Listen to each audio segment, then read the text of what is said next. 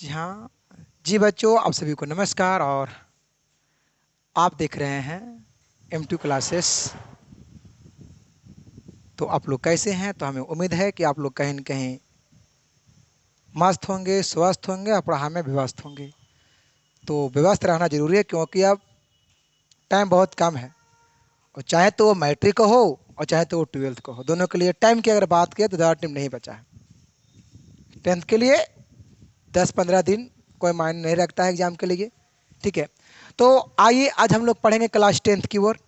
Class 10th biology, chapter number 1। 2 नंबर का प्रश्न आज हम लोग 10 को पढ़ने वाले हैं, है ना। ये देखिए 10 VVI प्रश्न हम लोग आज पढ़ेंगे, और वो रहेगा सब्जेक्टिव क्वेश्चन। मात्र 10 पढ़ना है। चैप्टर, जी शॉर्ट में है चैप्टर, चैप्टर नंबर 1, है ना। NCERT book biology. बात समझ में आ रहा? आपको पता है कि सीधा NCERT से बिहार बोर्ड में आता है क्वेश्चन। तो आपको इतना पता है कि बिहार बोर्ड में 2 नंबर के कितना प्रश्न पूछता है बायोलॉजी में? सिर्फ 2 नंबर में, सब्जेक्टिव बायोलॉजी में सिर्फ। तो पता है कि बायोलॉजी में बायोलॉजी में 2 नंबर की प्रश्न, 2 अंक वाला प्रश्न जो है वो 8 प्रश्न पूछता है। क्या प्रश्न पूछता है? इस 8 में 4 को बनाना है, जवाब देना है कितना को? सोचिए कितना अच्छा है, आधा का जवाब देना है। तो क्या लगता नहीं कि बन जाएगा? एकदम बन जाएगा। हम है से क्या, हम पढ़ा रहे इतना किस लिए? अगर आपको हम 10 को पढ़ाते हैं, पता है टोटल कितना लेसन है? टोटल बायोलॉजी में कितना लेसन है? आज आपको हम दिमाग में घुसा देंगे पढ़ना कैसे है बायोलॉजी में। एवरेज से पढ़िए, एवरेज से। आपको हम बार बार कहते हैं सही पॉइंट पढ़ने की जरूरत बिल्कुल नहीं है अच्छा मार्क्स लाने के लिए, ये मैं वादा करता हूँ। और ज़्यादा जो रिजल्ट लाता है उस सही पॉइंट को नहीं पढ़ता है, वो एवरेज से पढ़ता। अब एवरेज से पढ़ने वाला विद्यार्थी सफल होता है एग्जाम में, आपको बात पता होना चाहिए। तो आइए थोड़ा सा आज आपको बताते हैं। जैसे देखिए बायोलॉजी में टोटल पता है 6 लेसन है कि 8 गो है? 8 लेसन, 8 लेसन है। अरे इसको 7 मानो, इसको कितना मानो? ये 7 मान लेते हैं, 7। अगर हम प्रत्येक लेसन से अगर 2 नंबर की प्रश्न अगर 10-10 अगर पढ़ाते हैं हम लोग मिलकर के सबको, तो 10 सते 70, 7 लेसन है ना। तो कितना हो गया? 70 प्रश्न, 2 नंबर के क्या क्वेश्चन? 70 क्वेश्चन। अब आपको लगता है कि 70 में 4 नहीं आएगा बिहार बोर्ड में? एकदम आएगा ही आएगा 4, विश्वास है। अरे यार 70 में 4 भी नहीं आएगा तो फिर क्या आएगा? अब आपको हम 10 वही प्रश्न पढ़ाएंगे जो बिहार बोर्ड में आएगा, लेकिन ये आपके ऊपर विश्वास होना चाहिए। विश्वास तो कम से कम कीजिए। एकदम आएगा क्या? नहीं लगता है 70 में 4 को नहीं मिलेगा? एकदम मिलेगा, छूटने वाला नहीं है। तो अगर हम यहाँ 4 को बनाते, 4 दूनी 8 नंबर। अगर आप यहाँ पे 8 नंबर अगर चलाते हैं, आपका बच गया कै नंबर के? 5 नंबर की पूछता है, 4 नंबर की पूछता है, वो 5 नंबर की पूछता है। उसे पता क्या करता है बायोलॉजी में? उसे मात्र 2 को रहेगा, वो कि इमेज सबको रहेगा जुड़ा हुआ। इमेज रहेगा तो फिर रहेगा कहेगा वर्णन कीजिए। जैसे हृदय का पूछ देगा, कहीं पुष्प का पूछ देगा, कभी लैंगिक अलैंगिक का पूछेगा, दोनों की विशेषता पूछ देगा, मानव मस्तिष्क का, ये सब तो पूछता है बायोलॉजी में। पूछता कोची है? तो आपको हम वो वाला करवाएंगे, बट पहले 2 नंबर के देखो हम लोग चलेंगे धीरे धीरे। पहले 2 का करेंगे क्लियर, पहले किसको करेंगे क्लियर? 2 का करेंगे क्लियर, क्योंकि हम लोग ऑब्जेक्टिव में कुछ को हम लोग कर चुके हैं कवर। ऑब्जेक्टिव में कोई दिक्कत नहीं है, आप लोग सेट भी चल रहा है प्रैक्टिस। तो ऑब्जेक्टिव में अगर आप चलाते हैं कितना 80 को रहता है थी। बायोलॉजी में पता क्या को पूछता है ऑब्जेक्टिव में? बायोलॉजी में ऑब्जेक्टिव पूछता है 25 को। कै गो? 25 को पूछवे करता है। अगर 25 में अगर आप 20 नंबर लाते हैं, 5 को हटा देते हैं, समझ में आ रहा है? 20 नंबर अगर चल लेते हैं आप, तो 20 वहां से आ गया, और फिर मान लीजिए अगर 20 कितना से, केमिस्ट्री से, अरे रिजल्ट आ जाएगा, टेंशन नहीं लेना है, ठीक है। एवरेज से खाली पढ़िए, एवरेज से पढ़िएगा, सारा डाउट दूर रहेगा, ज़्यादा भी पढ़ने की जरूरत बिल्कुल भी नहीं है, मैं कहता हूँ एवरेज से पढ़िए। और जब आप पढ़ेंगे ना एवरेज से, तब को अनुभव हो जाएगा कौन सी प्रश्न आने लायक है, कौन से प्रश्न आने लायक नहीं है, कौन पूछा है कौन नहीं पूछा है, सारा का एक्सपीरियंस हो जाएगा। तो आज जो हम लोग पढ़ेंगे, हम लोग वही प्रश्न पढ़ेंगे जो बिहार बोर्ड में आने लायक प्रश्न हो।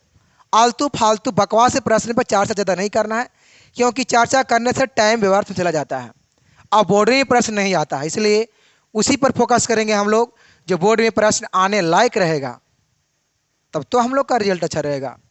तो आइए, बहुत कम टाइम, एवरेज लेकिन पढ़िए, एवरेज से बार बार कह रहा है, एवरेज से, ठीक है। लेकिन मैं एक बात कहना चाहता हूँ, देखिए साइंस जो है ना, साइंस आप सभी पढ़ लीजिए कहीं से, बट समझ में आएगा आपको यहीं से, और वो भी एकदम सरलतल भाषा में। जैसे कि अभी देखिए, एकदम समझ में आएगा सरल भाषा में, पूरा खंड खंड में तोड़कर बताया जाएगा। ये है बायोलॉजी, टीचर भी बायोलॉजी का ही है, तो टेंशन से मुक्त रहिए, टेंशन लेना बिल्कुल भी नहीं है। आइए तो हम लोग चलते हैं। ये देखिए बिहार बोर्ड मैट्रिक परीक्षा जो बच्चे 2025 में देंगे उसके लिए बहुत ज़रूरी है, इसलिए वीडियो को अवश्य देखें। और आप लोग देखिए क्या कीजिए ना, कि आप लोग देखिए कमी क्या कभी कभी करते हैं ना, कि देखिए जिस प्रश्न को हम पढ़ाते हैं उसको एक बार क्या कीजिए, एक घर में कॉपी कलम लीजिए और आराम से बैठकर वीडियो को देखिए, और देख देख के समझिए, और समझने के बाद प्रश्न को लिखिए कॉपी में, और उसके बाद आंसर अपने ही दीजिए, उसको नोट कीजिए। अगर आप ऐसा करते हैं ना एक अलग कॉपी में, तो कॉपी आपको एग्जाम के टाइम पढ़ लीजिएगा, तो आपको समझ में ज़्यादा, क्योंकि लिखे यहाँ पर समझ में आपका आएगा, और उसे क्या एक राइटिंग में सुधार भी आपको आएगा। तो खाली खाली हम पढ़ा देंगे से बिल्कुल नहीं होगा, जब तक आप कोशिश नहीं कीजिएगा। समझ में आ रहा है? इसलिए कोशिश आप भी कीजिए, बाकी कोशिश तो हम भी कर ही रहे हैं, तो कोशिश आप भी कीजिए, दोनों कीजिएगा, बहुत अच्छा रहेगा। इसलिए घर पे कॉपी कलम लेके बैठ जाइए, आराम से सारा को नोट में लिखिए, एग्जाम के टाइम वो कॉपी आपको काम देगा। और आप यही विद्यार्थी गलती यही करता है, खाली वीडियो को देखता है और देखते देखते आँख भी मुंद जाएगा, और बिहान कब हो गया पता भी नहीं चलेगा, और टाइम भी खत्म हो गया। तो ये सब गलती करने से विद्यार्थी का रिजल्ट कम जाता है, ठीक है, और वो गलती लाइफ में यही करता है, तो गलत करना है नहीं है, ठीक है ना। आइए हम लोग अब आगे बढ़ते हैं, हम लोग चलेंगे प्रश्न की ओर। ये देखिए प्रश्न क्या है, ये देखिए प्रश्न क्या है। पहला प्रश्न कितना जबरदस्त प्रश्न, लॉलीपॉप प्रश्न है। पहला कहता है प्रकाश संश्लेषण क्या है, इसके रासायनिक समीकरण लिखें। आप लोग से पूछा जाएगा रासायनिक समीकरण क्या होता है, ठीक है। जैसा कि देखिए, आइए इसमें हम लोग चलते हैं। तो प्रकाश संश्लेषण कहता है कि हरे पौधे सूर्य के तथा क्लोरोफिल की उपस्थिति में सरल अकार्बनिक अणु CO2 तथा जल से जटिल कार्बनिक अणु कार्बोहाइड्रेट इतना का निर्माण करता है। आपको बता दिया जाए कि हरे पौधा सूर्य के प्रकाश में, हरे पौधा सूर्य के प्रकाश में क्या क्या करता निर्माण, हम इसमें बताया जैसे पढ़ा रहे थे कि हरे पेड़ पौधा अपना भोजन कब बनाता है, उसके लिए क्या क्या चाहिए, तो 4 चीज चाहिए, और इसी पे है प्रकाश संश्लेषण की परिभाषा। 4 चीज क्या क्या बताए थे, CO2, H2O,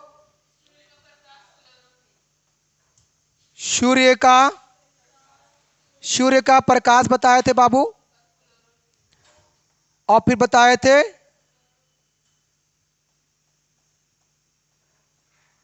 क्लोरो, बताए थे ना। ये देखिए ये 4 को बहुत जरूरी है प्रकाश संश्लेषण के लिए, जरूरी है कि नहीं है, बहुत जरूरी है। इसलिए कहता है कि इतना निर्माण करता है, तो इसी प्रक्रिया को हम लोग क्या कहते हैं, प्रकाशन। इसलिए हरे पेड़ पौधा सूर्य के प्रकाश में, सूर्य के प्रकाश की उपस्थिति में, सूर्य के प्रकाश की उपस्थिति में क्या करता है, CO2 है ना, सूर्य के प्रकाश या तो क्लोरोफिल की उपस्थिति में, वही वाला बातें कह रहा है। तो उसमें क्या करता है कि अकार्बनिक अणु को हो गया CO2, लेकिन कार्बनिक अणु को कह रहा है कार्बोहाइड्रेट। तो कार्बोहाइड्रेट और CO2 का क्या करता है, वो निर्माण करता है। तो अरे निर्माण नहीं, कुछ कहाँ किया ना गया, नहीं नहीं, हाँ हाँ, ये तो मिलाकर, ये तो मिल रहा है, इतना इतना कैपेसिटी में है ही है, ये इतना इतना कुछ ही है, उपस्थिति में तो है, ये चारों है ना, इतना उपस्थिति में है, बट निर्माण कर रहा है किसको, तो कार्बोहाइड्रेट को। अब कहता है कि देखो पोषण के परिभाषा दे, ये भाई पोषण के परिभाषा क्वेश्चन आगे है, बोले नहीं प्रश्न आगे आपको आया है, इस चलाया है इसमें। देखिए इसमें समीकरण पूछ रहा था, ये पता है, इसमें भी क्या पूछ रहा था, रासायनिक अभिक्रिया, रासायनिक अभी, तो हम बताए थे इसका रासायनिक अभिक्रिया बहुत जरूरी है। ये सब प्रश्न पूछा है बिहार बोर्ड में, आवाज से बहुत दिन पहले पूछा है, 18 में वाला पूछा गया प्रश्न है, 2018 में वाला प्रश्न आया था। ठीक है, तो देखिए इसका होता है सूत्र 6CO2 प्लस 12 H2O, और उसके बाद है रिएक्शन, रिएक्शन में है सूर्य के प्रकाश, सूर्य के प्रकाश और क्लोरोफिल की उपस्थिति में,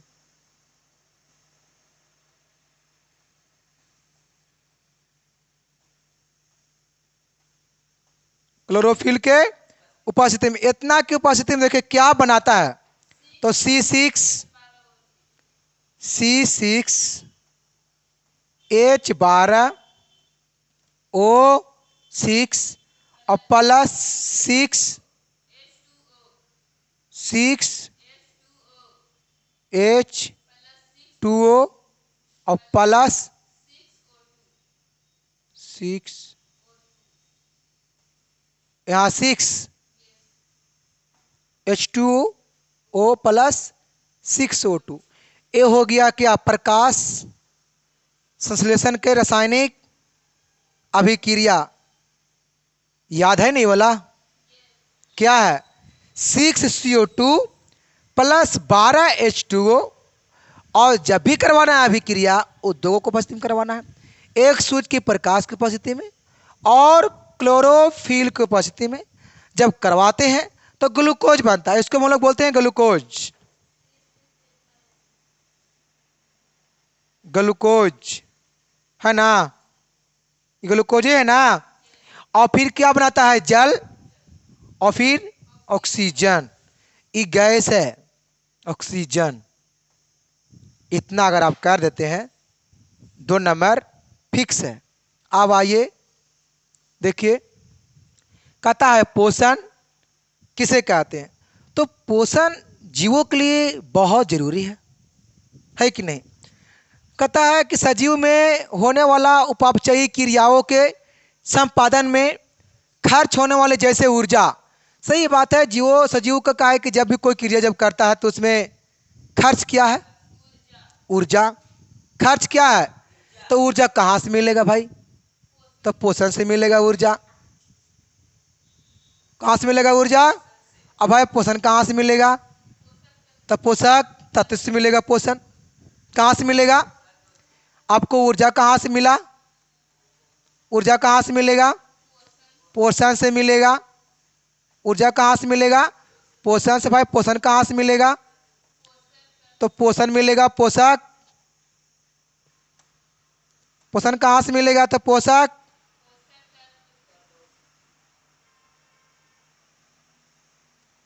अब पोषक तत्व कहाँ से मिलेगा, भोजन से मिलेगा।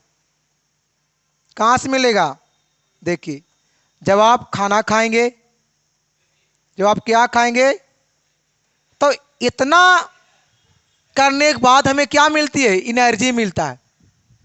देखिए कैसे कैसे मिलता है एनर्जी, है ना। तो इतना खाना खाते हैं, ऊर्जा कब देखो मिलता है, पोषण, फिर पोषण से कुछ ए, यहाँ से ए, तो इसके बाद क्या होता है, मतलब ऊर्जा का निर्माण होता है। देखो कैसे कैसे किस तरीका से। अब यहाँ कहता है कि उत्पादन के हेतु उनके द्वारा पोषक तत्वों को ग्रहण कर उनका उपयोग करने की विधि को जी कहते हैं।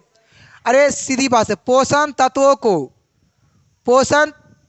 को ग्रहण के रूप में भोजन के रूप में ग्रहण करना क्या कहलाता है, पोषण। पोषक तत्वों को भोजन के रूप में ग्रहण करना पोषण कहलाता है। ओके, दिक्कत नहीं है। अब आइए नेक्स्ट, ये देखिए कहता है जीवों के लिए पोषण क्यों अनिवार्य है।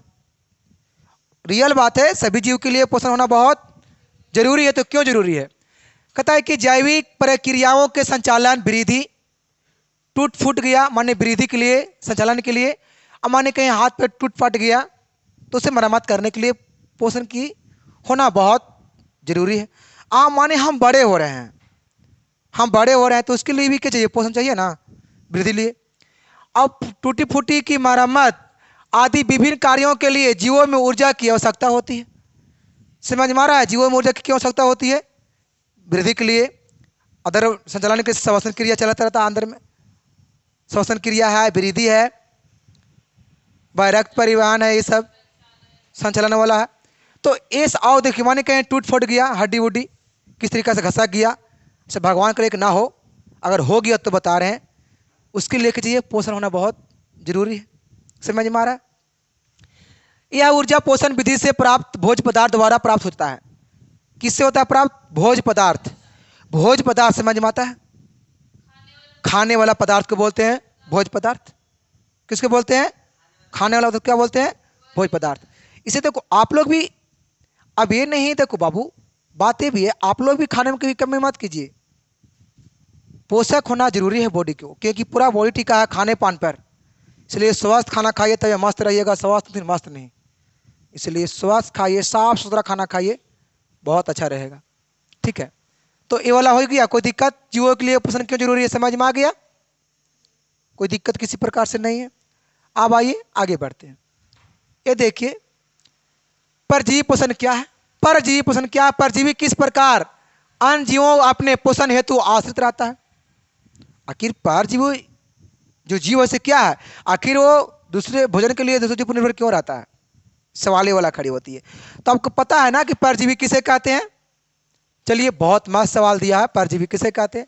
वैसे जीव जो अन्य जीव पर अपने भोजन के लिए आश्रित रहता है, वैसा जीव जो अपना भोजन के लिए दूसरे जीव पर निर्भर रहता है, उसको लोग क्या कहते हैं, परजीवी। डरनामे है पर, दूसरे पर मतलब दूसरे पर, किसके लिए, भोजन के लिए। कौची है, निर्भर है, उसे क्या कहते हैं।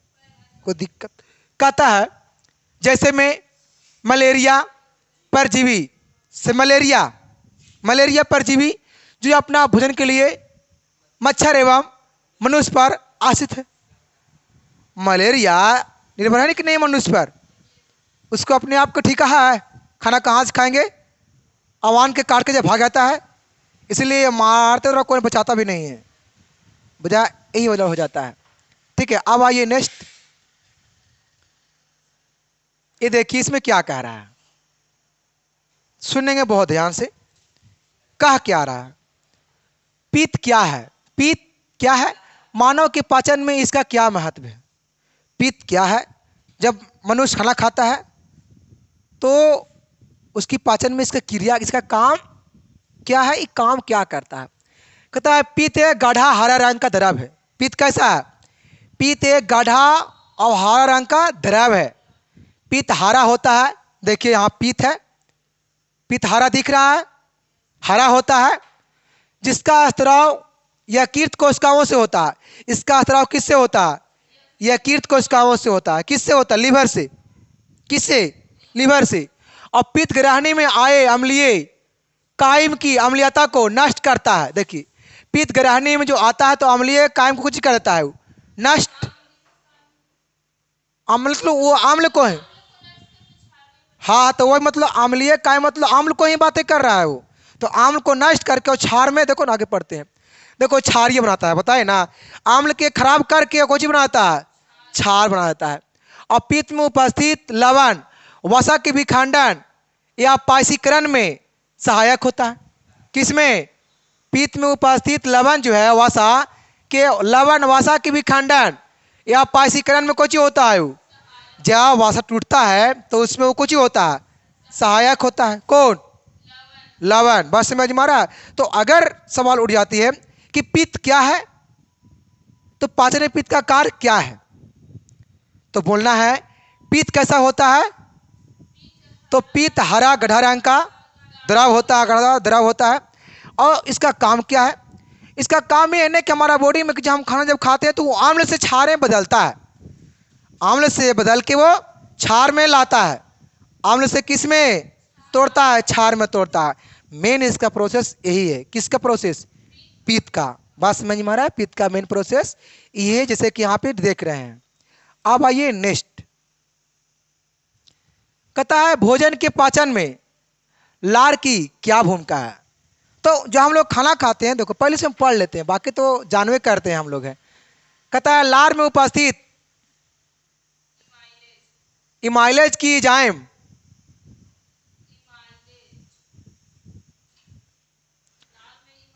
हाँ, लार में इमाइलेज। इमाइलेज भोज अणुओं में विद्यमान स्टार्च के जटिल अणुओं को जलासन प्रतिक्रिया द्वारा सरल शकरा अनुआत में बदल देता है। देखो भोजन के पाचन में लार की क्या भूमिका है, तो पता है उसका भूमिका मेन क्या समझ में आपको आया?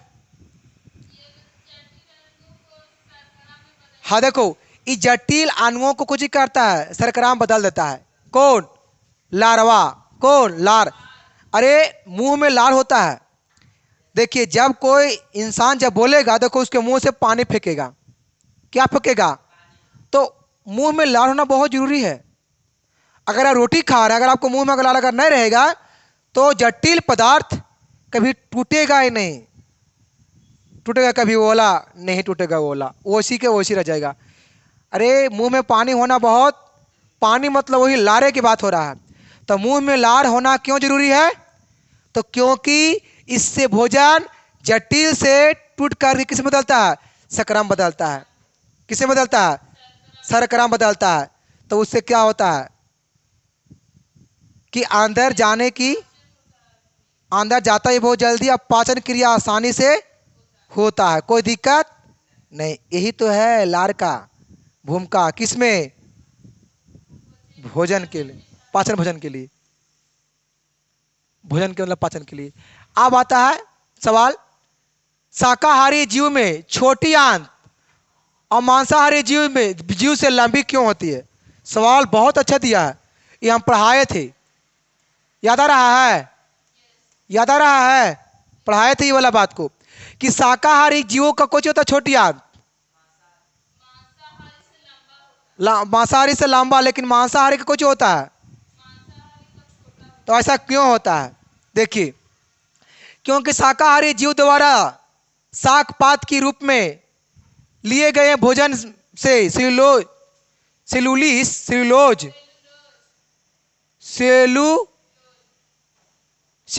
यहाँ होगा, सुधार लीजिएगा। सेल्यूलोज की मात्रा अधिक होता है। किसमें? शाकाहारी जीव में सेल्यूलोज की मात्रा, और सेल्यूलोज देखो लिखा भी है। सेल्यूलोज का पाचन मांस की तुलना में जटिल होता है। सेल्यूलोज की जो पाचन जो होता है से मांस की तुलना में जटिल, बहुत हार्ड, बहुत मतलब हार्ड से होता है पाचन। किसका? किसका? मांस का। कहता है इसलिए शाकाहारी जीवों का छोटी आंत अधिक होता है। इसलिए शाकाहारी जीवों का छोटी आंत क्या होता है? अधिक लंबा होता है, इसी की वजह से। अब आइए, कहता है हमारे अमाशय में अम्ल की भूमिका क्या है। अब कह रहा है हमारे अमाशय में अम्ल की भूमिका। ये बात कर रहा है अमाशय की, बात किसका कर रहा है? तो बात कर रहा है अमाशय की। बात कर रहा है किसका?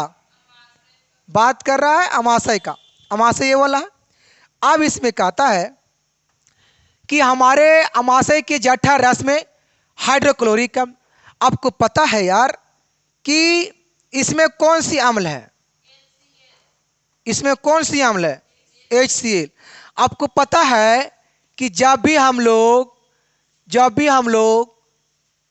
लोग खाना जब खाते हैं, जब हम लोग क्या खाते हैं, जब हम लोग खाना खाते हैं तो कहाँ आता है?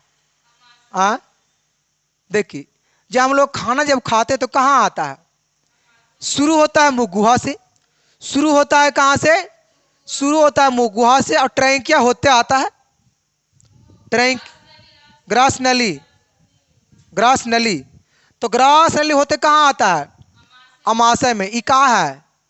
ये अमाशय है। ई काची है? अब यहाँ आन के वो रुकता है, यहाँ आन के वो, अब यहाँ रुकता है, यहाँ से पता आगे क्या बढ़ता है? जैसे जैसे पचेगा नहीं वो, वैसे वैसे आप कहाँ जाएगा? छोटी आंत में घुसेगा वो। एक बाद यहाँ है छोटी आंत। यहाँ क्या है? यहाँ क्या है? यहाँ क्या है? छोटी आंत। देखिए, कभी कभी होता क्या है बाबू, तो आम्ल की मेन भूमिका क्या है? खाना को पचाता है वो। जो हम लोग खाना खाते हैं, आई जो देख रहे हैं आम्ल HCl, ये क्या करता है? भोजन को पचाता है, तोड़ता है उसे। वो क्या करता है? तोड़ता है। जो पेप्सिन नामक एंजाइम के निर्माण में सहायक होता है, और ये पेप्सिन नामक एंजाइम का निर्माण होता है, उसमें ये कुछ होता है, सहायक होता है। और पेप्सिन भोजन के प्रोटीन पर कार्य कर उसे पेप्टोन में बदलता है। देखो, पेप्सिन भोजन के प्रोटीन पर कुछ करता है, जब कार्य करता है तो उसे क्या कहते हैं? बदलता किस में? पेप्टोन में। कैसे बदलता है? पेप्टोन में। और हाइड्रोक्लोरिक अम्ल भोजन के साथ आने वाले जीवाणुओं को भी नष्ट करने में सहायक है। कौन?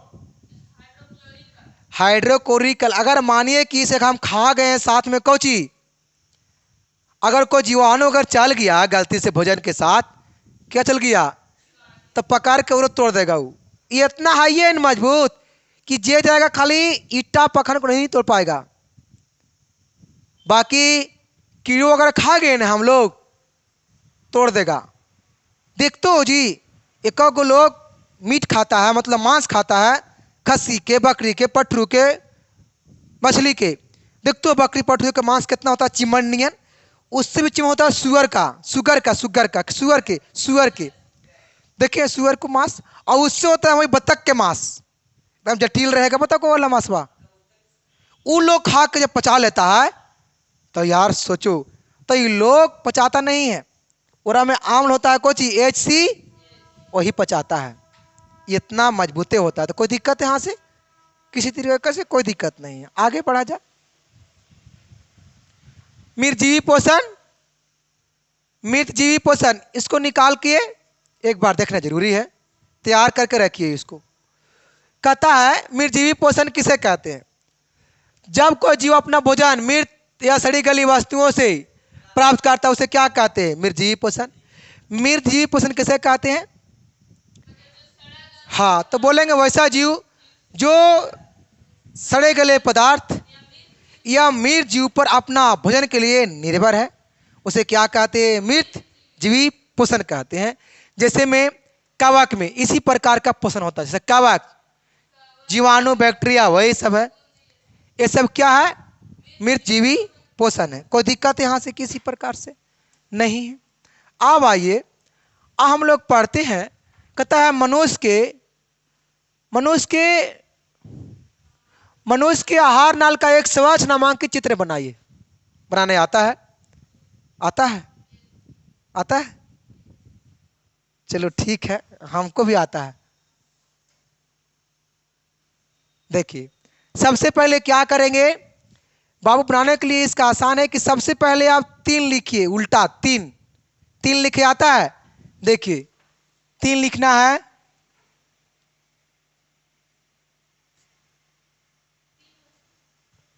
मतलब थोड़ा यहाँ डबल 3 लिखा हुआ है, देखो डब्लू नहीं है, डबल यहाँ देखो लिखा हुआ है 3 है ना। अब इसको यहाँ तक कोई दिक्कत? अब इसको क्या कीजिए ना, ऐसे कर करके इसको वैसे कर दीजिए। यहाँ तक कोई दिक्कत? किसी प्रकार से कोई दिक्कत इमेज में नहीं है। आप इसको क्या कीजिए? आप इसको वैसे कीजिए, आप इसको वैसे कीजिए, ऐसे किए, आप इसको वैसे कर दीजिए। बना? कितना आसानी से बना। लोगों का मेन डिसमिस यहीं पर ही होता है। कभी कपाटे चपटा कर देगा, तो कभी टेढ़ा कर देगा, तो कभी मुंह में ऐसे कर देगा, तो कभी ऐसे कर देगा। मेन गड़बड़ी विद्यार्थी यहीं पर ही करता है, जो कि उसको मैंने आसानी से बताया और हो भी गया। हुआ। अब आइए, आप देखिए यहाँ के बाद क्या निकलता। अगर गड़बड़ी देखने में लग रहा होगा तो मेरा कहना भी रहता है कि आप लोग हमसे बढ़िया कीजिए और अच्छा है, क्योंकि एग्जाम आपको देना है, हमको नहीं देना है। हम दे लिए एग्जाम। चलिए आप देखिए यहां से क्या,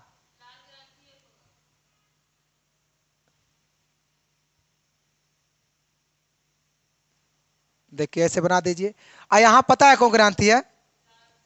यहाँ कौन ग्रांति है? लाल ग्रांति है ना, लाल ग्रांति। यह नाम कुछ है, लाल ग्रांति।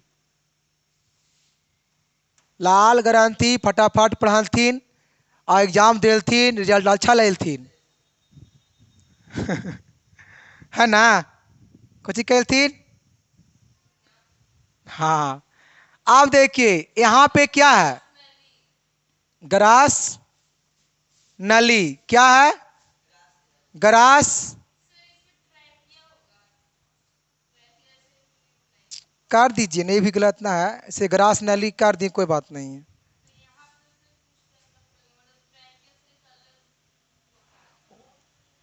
वो भी कहने का मतलब सही है, तो इसको थोड़ा सा हटा दीजिए कुछ समय के लिए। अब इसके बाद क्या करेंगे पता है? इसको नाम यहाँ क्या होगा? इसको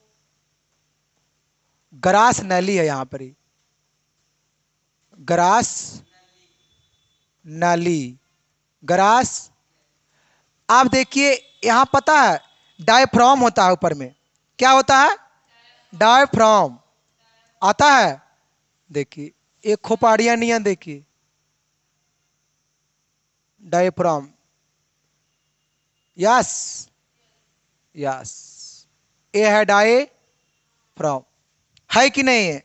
अब उसका नीचे जो आता है वो अमाशय आता है। उसमें नीचे क्या है? नीचे कुछ ही आता है, अमाशय। अमाशय के पहले पता है क्या आता है? यकृत, लीवर। क्या आता है? लीवर। तो उसको पता है कुछ नहीं करना पड़ता है, पता है टोपी जैसा कवर लगाइए, टोपी नहीं है, कैसा है? टोपी के जैसा देखिए, दो, हाँ हाँ हाँ, त्रिभुज के जैसा। 2 मिनट 2 मिनट 2 मिनट, इधर से हिलाने फायदा है।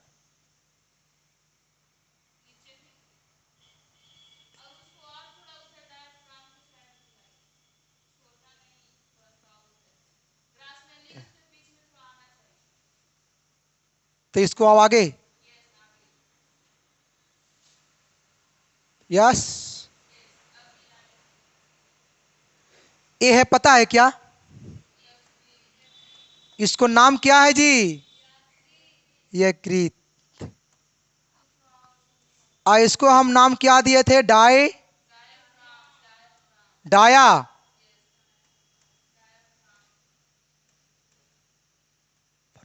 सही बात है कि नहीं? अब इसके नीचे पता है, इसे पता है पित्त को यहाँ पे होता है,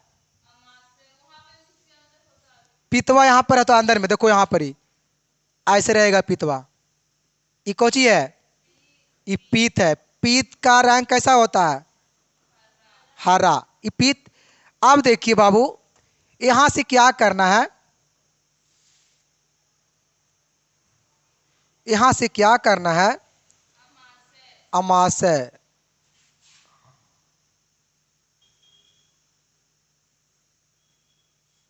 बहुत बड़ा बन चुका है।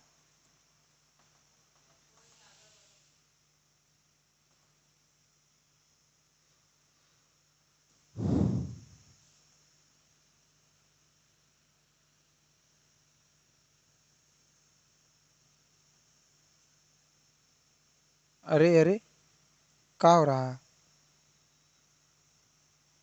बार बार क्या हो रहा है? बार बार कुछ तो और लगा हो रहा है बार बार। कैसे हो जा रहा है इसे?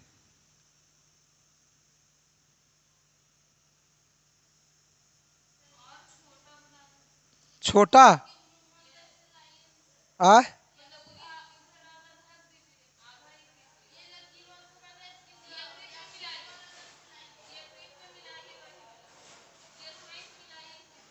ऐसे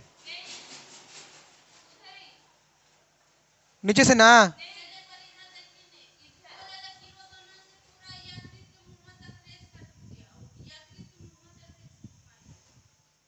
नहीं समझ रहे हैं। देखो इतना हम जानते हैं, देखो यहाँ पर जो है ने, देखो ऐसे बनेगा, ऐसे। अब यहाँ से लाइए इसको,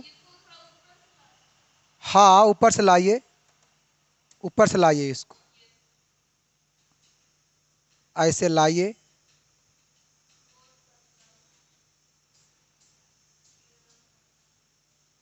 अब यहाँ से बाद ऐसे 3, इधर से ऐसे,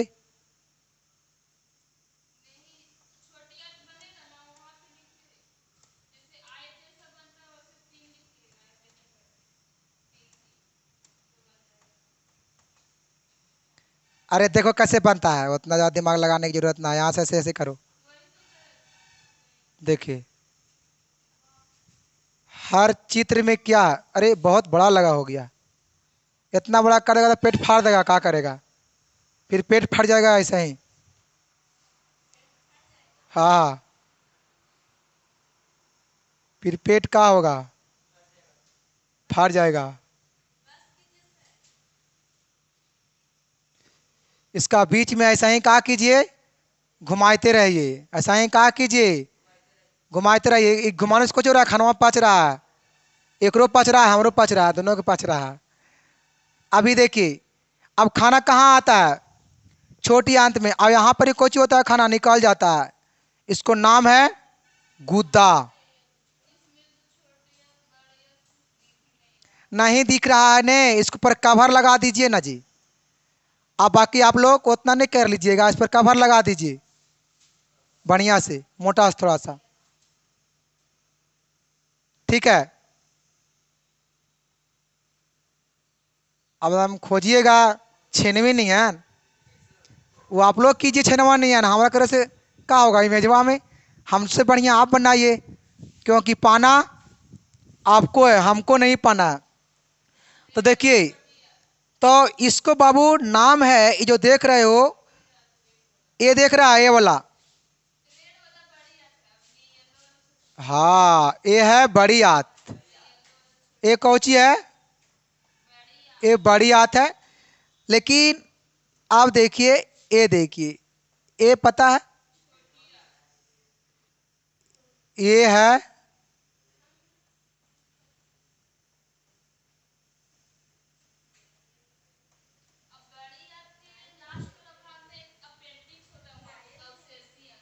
चलो ठीक है, इतना बना, आप लोग भी ऐसे बनाएं।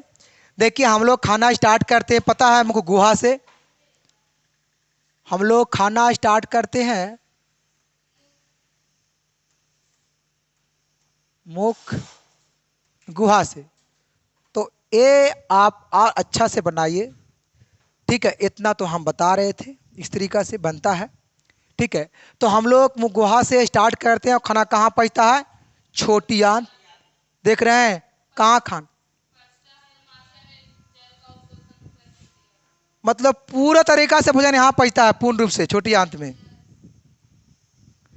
ये तो बात सही है, यहाँ तो आधा ही मलैवे करता है, आधा खाना, आधा से अधिक खाना यहाँ पर पचता है महाशय में, क्योंकि पकड़ के यहाँ इरा में अम्ल होता है, ऐसी वो आधा खरवा पकड़ के एकरे में तोड़ देता है, ओकर बाद रहा बाहर निकल, तब तो बाहर निकलो। अब एगो और लगल है बाहर है मशीन, मतलब वो अंदर में है, और हमें छोटी अंत भागवा का नाम कोची है। जब यहाँ आता है तो पूरा आटा चक्की के मशीन नियन पिसा करके सुबह सुबह बाहर निकल जाता है, गुड मॉर्निंग बोलते होगे। तो ऐसा है, ठीक है। अब आइए, ये वाला हो गया, अब आके आपको फिर मिलेंगे हम इस तरीक़ा से नेक्स्ट वीडियो में। इसी तरीक़ा से अगर पढ़ना है तो हमारे यूट्यूब चैनल को सब्सक्राइब करें, M2 क्लासेस हमारा वीडियो को शेयर करें, बाकी फिर नेक्स्ट वीडियो में मिलेंगे।